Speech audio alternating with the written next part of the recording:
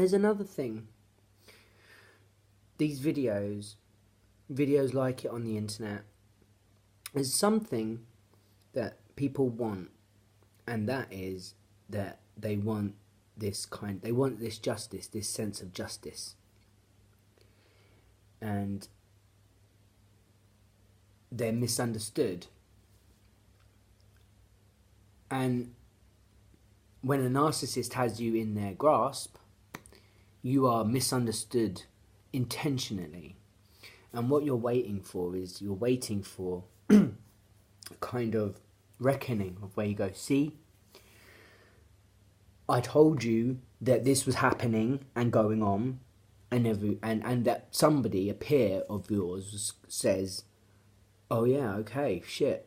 And then you get taken away, and then you get protected, essentially. And it comes from this kind of idea that there at some point used to be a parental figure in your life that would do that for you, and that now they're gone. Whatever the reason is, they're gone. Whether they're gone in here, whether they're gone in here, whether they're gone physically, they're gone. They're not there to pick you up anymore. And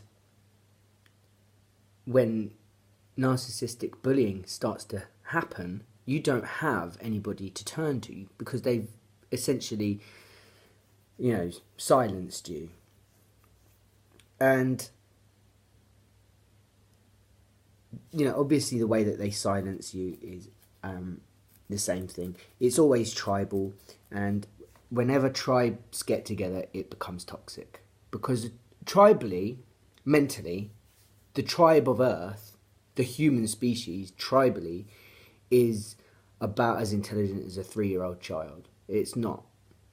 And that was the whole premises of the idea of the Warhammer universe, being that the God Emperor was created by the children of mankind, the shamans of mankind, to protect them from this evil.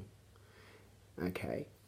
And the Emperor is a very good example of narcissism gone wrong.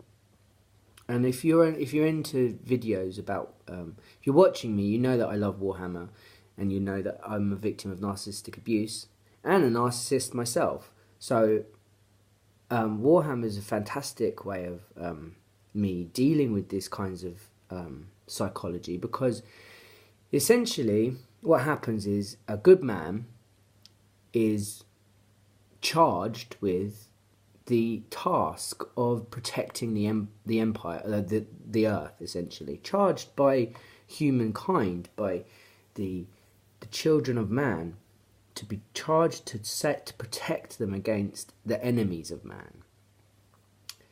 And through chaos and subversion, his duty to Earth isn't just subverted, because his duty is to always protect Earth. And his duty is then to, create this army to protect Earth, and the army then turns on him. And that's a class. So basically, this is the classic case of how narcissists turn tables on you, because essentially you're the good guy. You are the champion who's trying to save the Earth, okay? And it doesn't matter how childish or puerile that might seem. In your heart of hearts, the victims of narcissists are always the champions, the champions of justice, who want to protect, who want to actually be,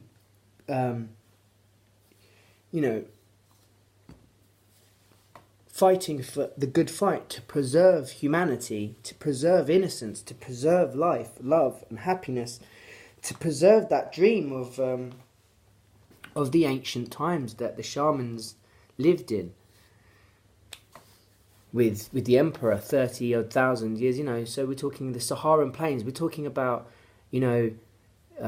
thousands of shamans all sacrificing themselves to become a super soul, and then the super soul kind of, 30,000 years BC, before, while mammoths still run the earth, the emperor's running free and running around and creating, and the emperor has always protected mankind from its enemies.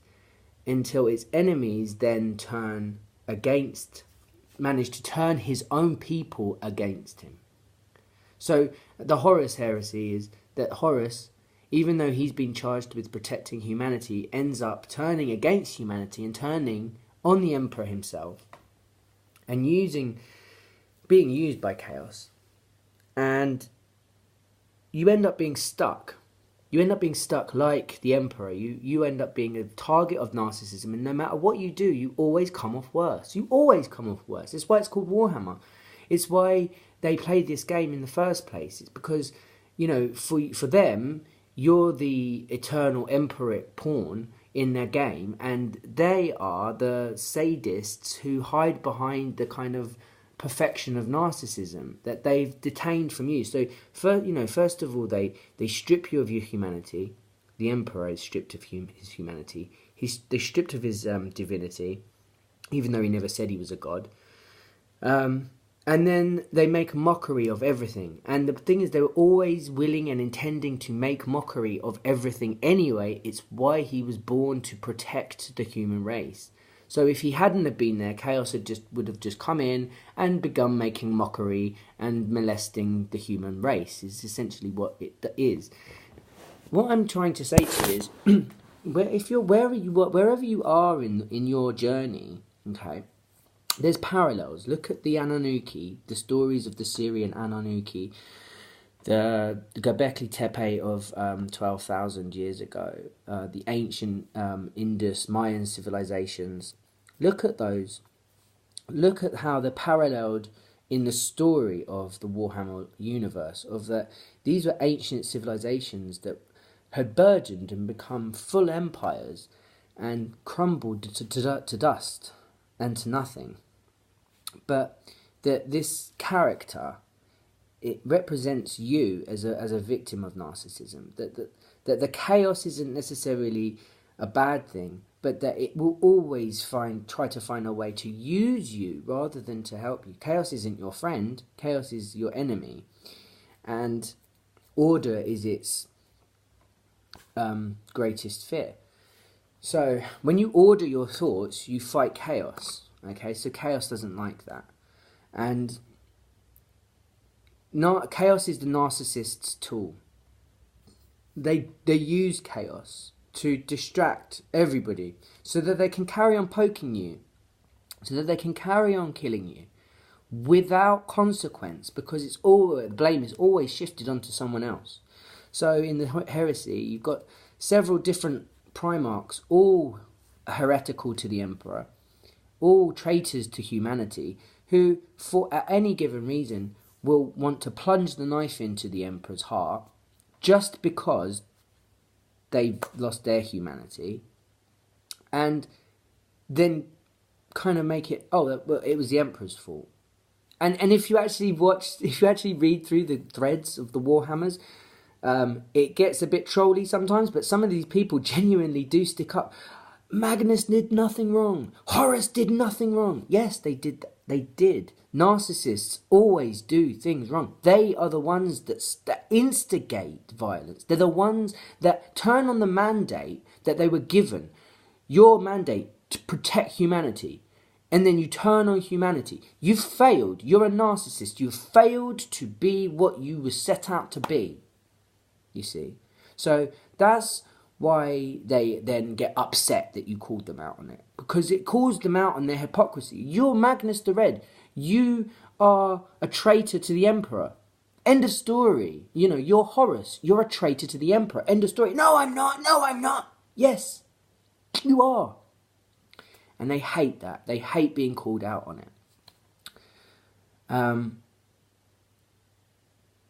And it's a way of dealing with this kind of thing. Oh, and you cannot always remember that jealousy, they say that jealousy is the green-eyed monster. So just remember that.